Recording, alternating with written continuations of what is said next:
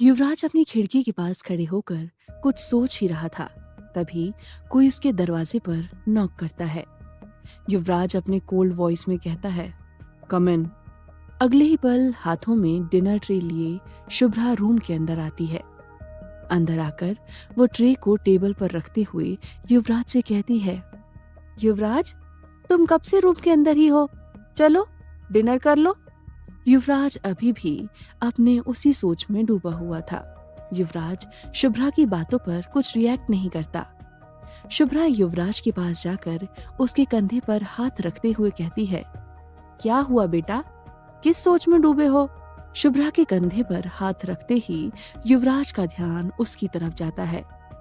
वो कहता है, हाँ मौसी, आपने कुछ कहा? शुभ्रा मुस्कुराकर कहती है, मैं तुम्हें डिनर करने के लिए कह रही थी, लेकिन लगता है तुम किसी और ही दुनिया में हो। युवराज कहता है, नहीं, ऐसी कोई बात नहीं है, जस्ट वर्क स्ट्रेस। शुभ्रा कहती है, कोई बात तो जरूर है, तुम मुझसे शेयर कर सकते हो। युवराज कुछ संकोच के साथ कहता है, मौसी, मैं कई सालों से आपसे एक सवाल पूछना चाहता हूँ। युवराज ने आज तक शुभ्रा के सामने उस रात का जिक्र नहीं किया था। वो जानता था कि वो रात शुभ्रा की जिंदगी की सबसे बुरी रात थी, इसलिए युवराज उसके जख्मों को कुरेदना नहीं चाहता था। लेकिन आज वो शुभ्रा से उस रात के बारे में पूछने का डिसीजन लेता है। युवराज हिम्मत करके शुभ्रा से कहता है, मौसी, उस रात ऐसा क्या हुआ था कि आपकी और मॉम की वो हालत हो गई थी? युवराज का सवाल सुनते ही शुभ्रा के चेहरे से वो मुस्कुराहट चली जाती है, जो कुछ पल पहले ही उसके चेहरे पर थी। उस रात के बारे में सोचकर उसकी आंखें नम हो जाती हैं। युवराज को भी शुभ्रा को ऐसे देखकर अच्छा नहीं लग रहा था, लेकिन इस सवाल का जवाब जानना उसके लिए बहुत जरूरी था। कुछ देर खामोश रहने के बाद शुभ्रा कहती है, बेटा, उस रात क्या हुआ था ये मुझे नहीं पता। उस रात जब यशवंत सर तुमको लेकर गए थे, उससे कुछ देर बाद मैं अपने कमरे में जाकर सो गई थी, और जब मेरी आंख खुली मैं हॉस्पिटल के बेड पर थी और मेरा बच्चा। ये कहते हुए शुभ्रा नम आंखों के साथ खामोश रह जाती है। युवराज भी अपनी उदासी छुपाने की कोशिश करते हुए कहता है, सॉरी मौसी, मुझे आपसे ये सवाल करना पड़ा। शुभ्रा अपने चेहरे पर स्माइल लाने की नाकाम कोशिश करते हुए कहती है, कोई बात नहीं बच्चे, चलो मैंने खाना टेबल पर लगा दिया है, तुम खा लेना। युवराज हाँ में अपना सर हिला देता है और शुभ्रा युवराज के कमरे से बाहर चली जाती है। शुभ्रा के जाने के बाद युवराज खाने की तरफ देखते हुए कुछ सोचता है और अगले ही पल अपनी कार कीज उठाकर वहां से चला जाता है। रात के 12 बजे थे। युवराज भैरवनाथ की गुफा में उसके सामने खड़ा था। भैरवनाथ युवराज को देखकर मुस्कुरा रहा था। युवराज भैरवनाथ को ताना मारने के अंदाज में कहता है, तुम और कब तक इस बिल में रहने वाले हो? युवराज की ताने से भरी बातें हमेशा भैरवनाथ को गुस्सा दिला देती थी। वो गुस्से में कहता है, ये बिल नहीं है, ये गुफा मेरी साधना स्थल है। युवराज उसी अंदाज में कहता है, वैसे ये बुरा नहीं है, लेकिन बहुत दूर है। मुझे लगता है अब तुम्हें शहर में आ जाना चाहिए। अब वहाँ और भी लोग आने लगे हैं, उन्हें वेलकम करने के लिए शायद मुझे तुम्हारी जरूरत पड़े। भैरवनाथ बौखलाहट के साथ कहता है, कौन आया है शहर में? युवराज भैरवनाथ से अपनी नजर हटाकर कहता है, मैं नहीं जानता। युवराज ने भैरवनाथ से झूठ कहा था। वो अच्छे से जानता है कि शहर में कौन आया है और किस इरादे से आया है। भैरवनाथ आगे कहता है, तो क्या तुम मुझसे बस यही कहने आए थे? युवराज जवाब देता है, नहीं, मैं यहाँ तुमसे कुछ पूछने आया हूँ। भैरवनाथ कहता है, पूछो, क्या पूछना चाहते हो? युवराज भैरवनाथ की आंखों में देखते हुए कहता है, उस रात तो तुमने उस साय को कैद कर लिया था, तो फिर वो आजाद कैसे हो गया? और तुम्हारी बाईं हथेली किसने काटी थी? युवराज का सवाल सुनते ही भैरवनाथ की आंखों में मायूसी आ जाती है। वो युवराज से कहता है, इतने साल बाद तुम्हें ये क्यों जानना है? युवराज कहता है, सवाल पहले मैंने किया है, तो जवाब पहले तुम्हें देना होगा। भैरवनाथ उस रात को याद करते हुए कहता है, उस रात जब तुम उस कलश को लेकर नदी की तरफ जाने के लिए निकल गए थे, तब मैं वहीं बैठा था। मैं उस दूसरे कलश की सुरक्षा कर रहा था जिसमें वो आत्मा कैद थी। जैसे जैसे समय निकल रहा था, वो कलश जोर जोर से हिलता जा रहा था। ऐसा लग रहा था जैसे वो किसी भी समय टूट जाएगा। युवराज बेसब्री से कहता है, तो क्या वो कलश टूट गया था? भैरवनाथ जवाब देता है, नहीं, वो कलश नहीं टूटा था। युवराज फिर से कहता है, तो फिर उस रात वो साया आजाद कैसे हुआ था?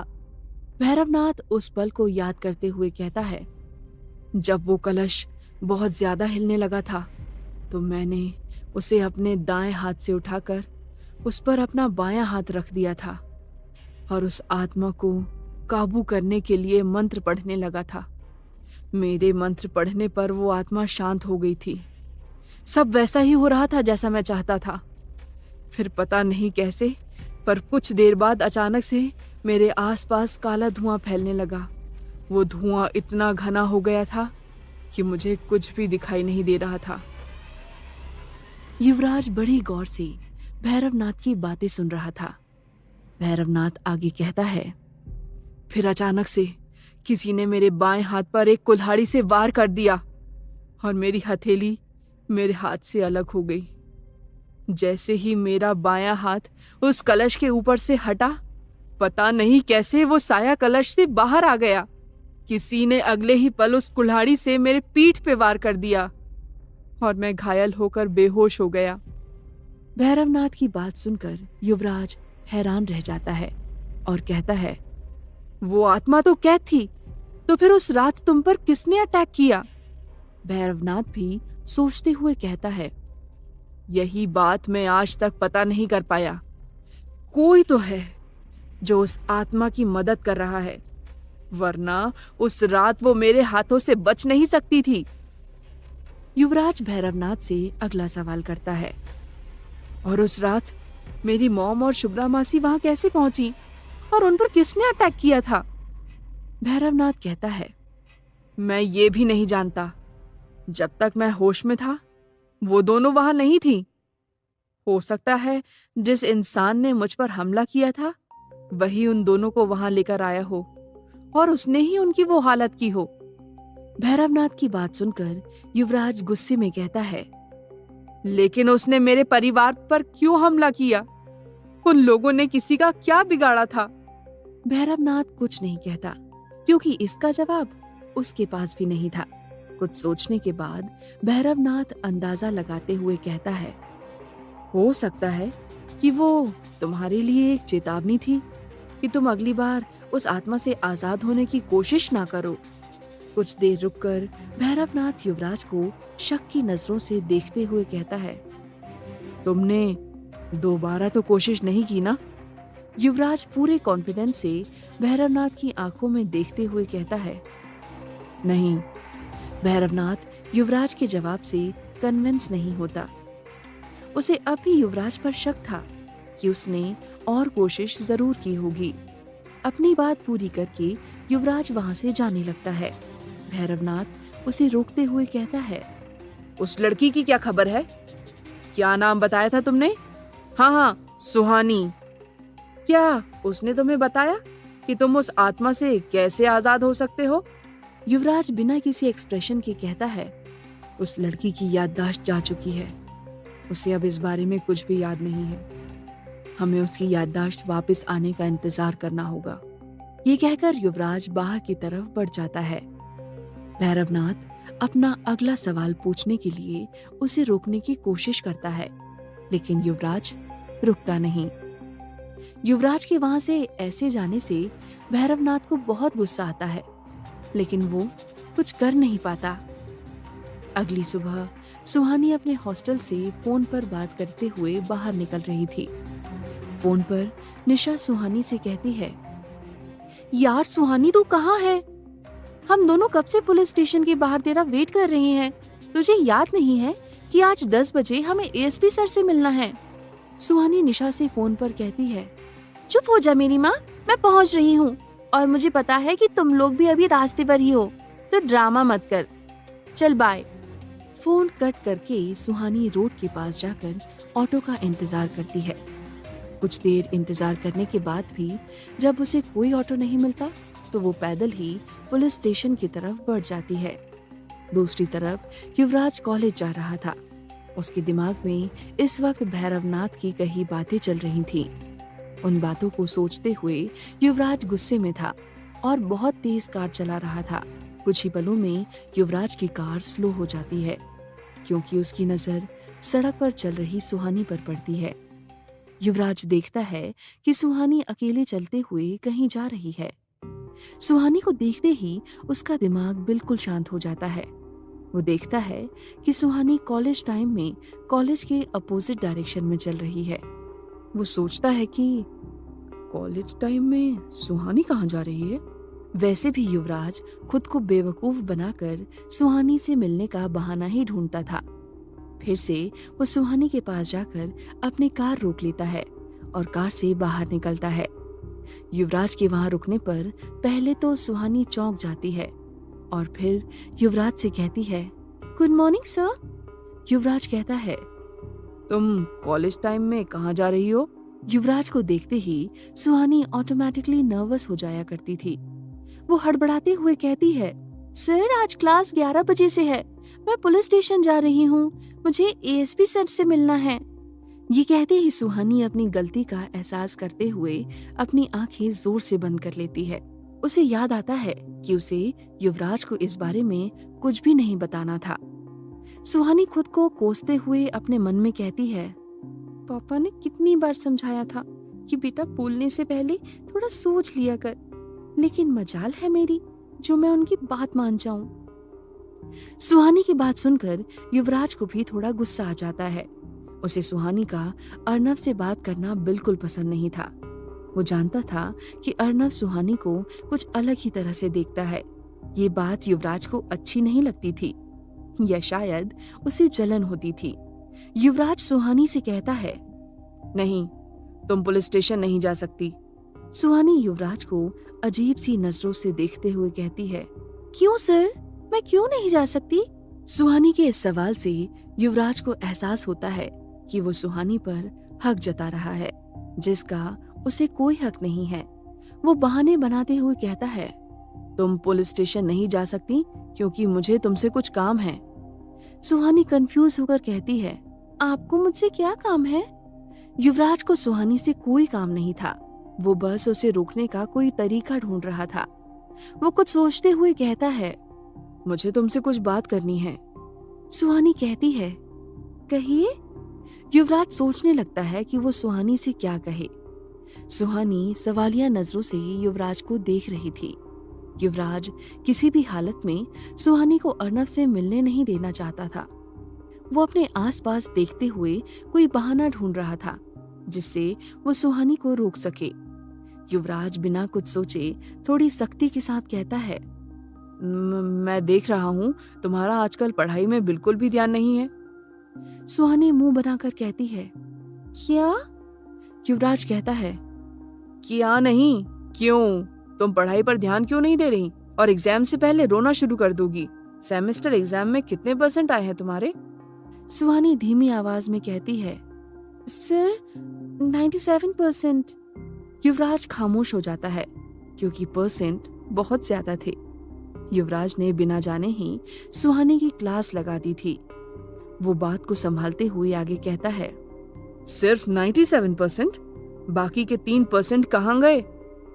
युवराज को पूरा एहसास था कि वो इस वक्त बकवास ही कर रहा है, लेकिन अभी उसे बस सुहानी को रोकना था। सुहानी उदास होकर कहती है, सर मैं अगली बार और मेहनत करूंगी। सुहानी की बात सुनकर युवराज बस अपना सर हिला देता है।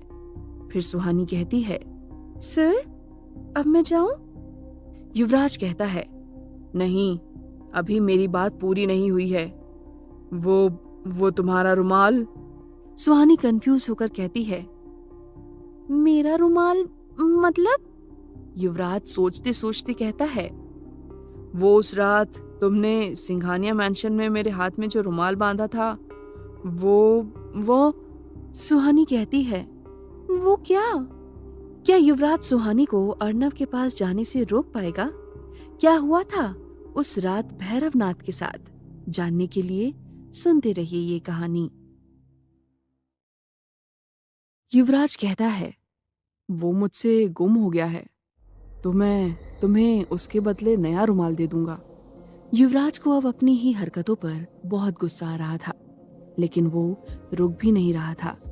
सुहानी हैरानी से युवराज को देखते हुए कहती है, सर, आपकी तबीयत तो ठीक है ना? सुहानी के मुंह से तबीयत शब्द सुनकर युवराज को फाइनली एक अच्छा आइडिया आता है और वापस से वो अपने एटीट्यूड में सुहानी से कहता है, लिसन, डॉक्टर संदीप जोशी जिन्होंने तुम्हारे लिए मेडिसिन दी थी, वो तुम्हारा चेकअप करना चाहते हैं। उन्होंने तुम्हें हॉस्पिटल बुलाया है, तो अभी तुम्हें मेरे साथ हॉस्पिटल जाना होगा, इसलिए तुम पुलिस स्टेशन नहीं जा सकती। ये कहकर युवराज चैन की सांस लेता है। युवराज की बात सुनकर सुहानी के पास भी उसे मना करने का ऑप्शन नहीं बचता। वो युवराज से कहती है, हाँ, मुझे भी डॉक्टर से मिलना है। जब से मैंने वो नया मेडिसिन लेना स्टार्ट किया है, तब से मुझे अच्छे से नींद नहीं आती। रोज सपने में कुछ अजीब और भयानक चीजें दिखाई देती हैं। कैसी चीजें? युवराज क्यूरियस होकर कहता है। सुहानी जवाब देती है, एक अंधेरी गुफा, एक बूढ़े अघोरी और अस्थियों से भरे 3 कलश। सुहानी का जवाब सुनकर युवराज उसे देखता रह जाता है। ऐसा लग रहा था जैसे वो आपस में कुछ कड़ियां जोड़ने की कोशिश कर रहा है, लेकिन कुछ चीजें उससे छूट रही हैं। बार बार युवराज एक ही सवाल पर आकर रुक जा रहा था, और वो सवाल था कि सुहानी अपने सपने में उस साए के शिकार को कैसे देख सकती है। युवराज अपने ख्यालों से बाहर आकर सुहानी से कहता है, ठीक है, चलो कार में बैठो। वो दोनों कार में बैठ जाते हैं और हॉस्पिटल के लिए निकल जाते हैं। इधर निशा और विवेक पुलिस स्टेशन के बाहर परेशान होकर खड़े थे। निशा बार बार अपने हाथ की घड़ी को देख रही थी। वो इरिटेट होकर विवेक से कहती है, क्या यार, पिछले 10 मिनट से हम सुहानी का वेट कर रहे हैं, कहाँ रह गई वो? विवेक कोई जवाब नहीं देता। वो बार बार रोड की तरफ देख रहा है। निशा चिढ़कर विवेक से कहती है, तुम मेरी बात सुन भी रहे हो या नहीं? विवेक कहता है, सुहानी आने ही वाली होगी, जरूर रास्ते में फंस गई होगी।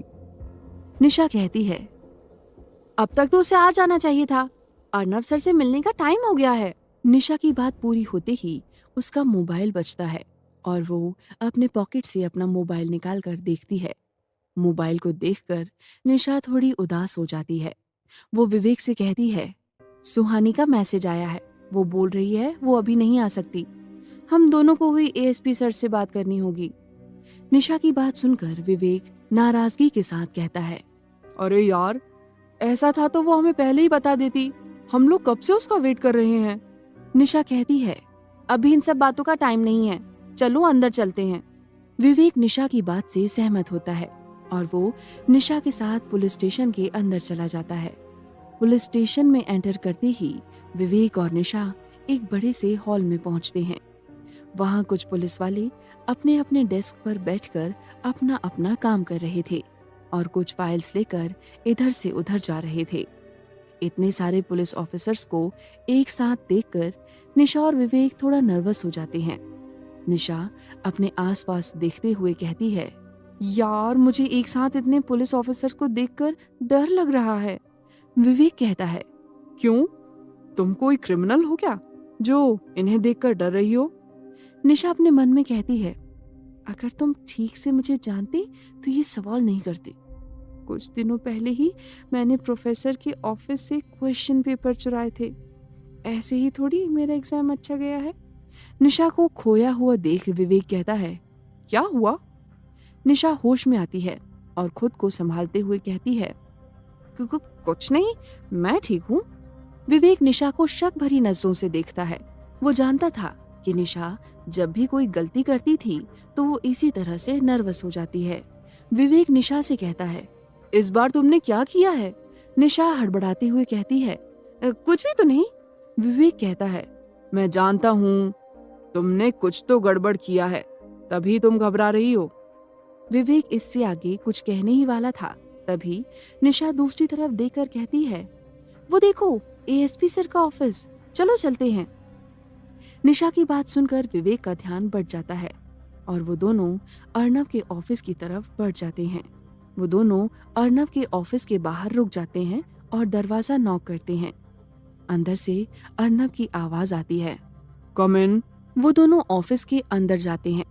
अंदर जाकर वो देखते हैं कि अर्नव अपने डेस्क पर कोई फाइल पढ़ रहा था। उसने अब तक निशा और विवेक को नहीं देखा था। निशा और विवेक घबराते हुए उसके डेस्क के पास जाकर कहते हैं, गुड मॉर्निंग सर। उन दोनों की आवाज सुनकर अर्नव अपना सर उठाता है। अर्नव को याद आता है कि कल उसने ही उन लोगों को पुलिस स्टेशन बुलाया था। अर्नव वहां सुहानी को भी एक्सपेक्ट कर रहा था, लेकिन वो वहां नहीं थी। वो निशा और विवेक से कहता है, कम एंड सिट। वो दोनों डेस्क की दूसरी तरफ चेयर पर बैठ जाते हैं। उनके बैठने के बाद अर्नव फाइल पढ़ते हुए उनसे कहता है, हाँ बताओ, तुम लोगों को मुझसे कुछ बात करनी थी।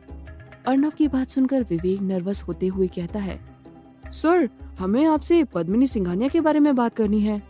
विवेक की बात सुनते ही अर्नव की नजर फाइल से हटकर विवेक पर चली जाती है। वो अपनी फाइल बंद करके कहता है, क्या जानना है तुम लोगों को? निशा कहती है, सर, हमने पद्मिनी सिंघानिया के बारे में पता करने की कोशिश की थी, लेकिन 2007 के पहले वो कहाँ रहती थी, इसके बारे में कुछ पता नहीं चला। हमें शक है कि क्या सच में पद्मिनी पहले लंदन में रहती थी या फिर वो शिमला में एक फेक आइडेंटिटी के साथ रह रही है। निशा की बात सुनकर अर्नव हैरान रह जाता है। जब से वो शिमला आया था, तब से उसे भी पद्मिनी की आइडेंटिटी पर शक था। अर्नव कहता है, और तुम लोग पद्मिनी सिंघानिया के बारे में क्यों जानना चाहते हो? निशा कहती है, हमें ऐसा लगता है जैसे विशिंग वेल के पास होने वाली मौतों का पद्मिनी सिंघानिया से कनेक्शन है, इसीलिए हम आपसे ये जानना चाहते हैं। अर्नव थोड़ी सख्ती के साथ कहता है, तुम लोगों को ऐसा क्यों लगता है कि मैं तुम लोगों के सवाल का जवाब दूंगा? क्या तुम दोनों मेरे बॉस हो? अर्नव के ऐसा कहने पर निशा और विवेक डर जाते हैं और घबराकर अपना सर नीचे कर लेते हैं। अर्नव आगे कहता है, कौन क्रिमिनल है और कौन नहीं, ये पता करना पुलिस का काम है, तुम्हारा नहीं। और रही बात पद्मिनी सिंघानिया की, तो उनके डॉक्यूमेंट्स के हिसाब से वो 2007 से पहले लंदन में ही रहती थी। अर्नव आगे कहता है, मैं तुम दोनों को ये बात इसलिए नहीं बता रहा हूँ क्योंकि तुमने मुझसे ये पूछा है, बल्कि इसीलिए बता रहा हूँ कि जेम्स बॉन्ड बनने के चक्कर में तुम दोनों किसी प्रॉब्लम में न फंस जाओ। अब ये इन्वेस्टिगेशन छोड़ो और कॉलेज जाकर पढ़ाई करो। अर्नव के डांटने के बाद निशा और विवेक का चेहरा उतर जाता है। अब उनके मुंह से एक शब्द भी नहीं निकल रहा था। वो दोनों बिना कुछ कहे पुलिस स्टेशन से बाहर चले जाते हैं। उनके बाहर जाते ही अर्नव के पास खड़ा गोपाल उससे कहता है, सर, आपको भी तो पद्मिनी सिंघानिया पर शक है ना? तो फिर आपने इन बच्चों को इतना क्यों सुना दिया? अर्नव कहता है, मैं जानता हूँ वो लोग गलत नहीं कह रहे थे, लेकिन फिर भी मुझे उन लोगों को डांटना पड़ा। लेकिन क्यों सर? गोपाल तुरंत कहता है। अर्नव अपने चेयर से उठकर खड़ा हो जाता है और डेस्क पर अपना हाथ टेकते हुए कहता है, गोपाल, ये स्टूडेंट्स हैं और मैं नहीं चाहता कि ये लोग पद्मिनी सिंघानिया जैसे पावरफुल और डेंजरस लोगों से उलझें। ये उनके फ्यूचर के लिए बिल्कुल ठीक नहीं है। मैंने उनकी भलाई के लिए ही आज उन्हें डांट लगाई है। गोपाल कहता है, लेकिन सर, यही बात आप उन्हें प्यार से भी समझा सकते थे। अर्नव कहता है, वो इस मामले में कुछ ज्यादा ही दिलचस्पी लेने लगे हैं।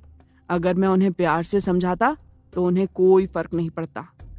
गोपाल कहता है, तो आपको क्या लगता है, आपके डांटने से वो रुक जाएंगे?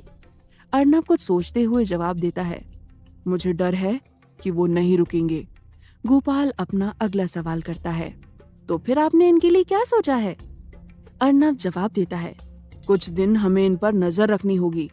मैं नहीं चाहता कि ये लोग अपने बचपन में कोई गलती करे। गोपाल को भी अर्नव की बात सही लगती है। फिर वो अर्नव से कोई सवाल नहीं करता।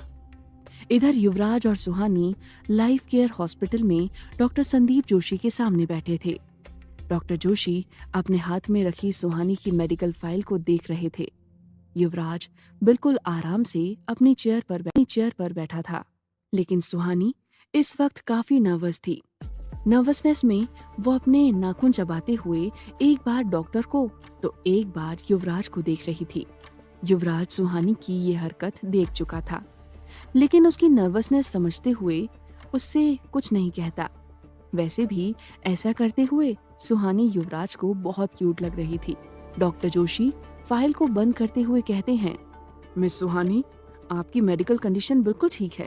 आपको सपने और विजुअल्स इसलिए दिख रहे हैं क्योंकि आपकी मेमोरी धीरे धीरे वापस आ रही है। और रही बात आपकी नींद की, तो इसके लिए मैंने आपकी मेडिसिन बदल दी है। अब आपको अच्छी नींद आएगी, तो आप अब ये मेडिसिन रोज रात को लीजिए और 1 हफ्ते के बाद फिर से यहाँ आइए। डॉक्टर जोशी की बात सुनकर सुहानी खुश होते हुए कहती है, डॉक्टर, क्या सच में मेरी मेमोरी वापस आ जाएगी? डॉक्टर स्माइल करते हुए कहते हैं, हाँ बिल्कुल, बस आपको टाइम पे दवाई लेनी है और स्ट्रेस नहीं लेना है। आप ज्यादा से ज्यादा आराम कीजिए। सुहानी एक्साइटेड होकर कहती है, तो मुझे कब तक सब कुछ याद आ जाएगा? डॉक्टर सुहानी को प्यार से समझाते हुए कहते हैं, देखिए, ये तो आपको कोई नहीं बता सकता। वैसे भी आपके बचपन के सिर्फ 7 साल तक की ही मेमोरी गई है। उस उम्र तक की बहुत कम यादें ही दिमाग में रह पाती हैं। वैसे ही आपको भी कुछ ही बातें याद आएंगी। युवराज खामोशी से उन दोनों की बात सुन रहा था। सुहानी डॉक्टर जोशी की बात को समझते हुए कहती है, okay doctor, thank you. Doctor Joshi Suhani को देखकर मुस्कुरा देते हैं और कहते हैं, miss Suhani, if you don't mind, मुझे मिस्टर दीवान से कुछ जरूरी बात करनी है। क्या आप कुछ देर बाहर इंतजार कर सकती हैं? सुहानी अपनी चेयर से उठते हुए कहती है, जी बिल्कुल। ये कहकर सुहानी वहां से बाहर चली जाती है। सुहानी के बाहर जाने के बाद युवराज डॉक्टर जोशी से कहता है, हाँ डॉक्टर, बताइए, आपको क्या बात करनी है? डॉक्टर जोशी युवराज से पूछते हैं, मिस्टर दीवान, सुहानी को इतने सालों से ये मेडिसिन कौन दे रहा था? युवराज कहता है, सुहानी ने बताया था कि उसके डैड उसे ये मेडिसिन दे रहे थे। डॉक्टर जोशी अपने सवाल पर जोर देकर कहते हैं, क्या वो सुहानी के रियल डैड हैं? डॉक्टर जोशी के इस सवाल से युवराज चौंक जाता है। वो कंफ्यूज होकर कहता है, आप कहना क्या चाहते हैं? डॉक्टर जोशी जवाब देते हैं, मेरे कहने का मतलब ये है कि कोई भी फादर अपने बच्चे के साथ जानबूझकर ऐसा नहीं कर सकता जो सुहानी के साथ किया गया है। डॉक्टर की बात सुनकर अब युवराज थोड़ा घबरा जाता है और उनसे कहता है, डॉक्टर, साफ साफ बताइए कि क्या बात है। युवराज अब सवालिया नजरों से डॉक्टर को देखने लगता है। आखिर डॉक्टर के कहने का क्या मतलब था? क्या है सुहानी के बचपन का राज? जानने के लिए सुनते रहिए ये कहानी।